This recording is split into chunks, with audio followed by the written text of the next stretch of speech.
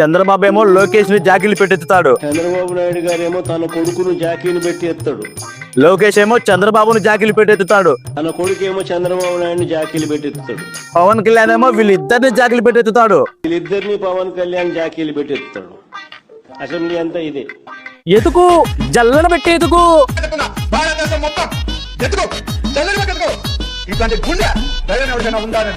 జగనన్న కంట్లో భయం ఉండదు. మా జగనన్న కంట్లో భయం ఉండదు. అన్నల కన్నా అన్న అందరికన్నా మిన్న. ఓ మా జగనన్న. అన్నలకి అన్న అందరికన్నా విన్నా, ఆయన మనసు చల్లని విన్నా, వివక్షలో సున్నా, ఆయనే మన అన్న. అనుకుంటే అవుద్ది స్వామి. నువ్వు అనుకుంటే అవుతుంది స్వామి.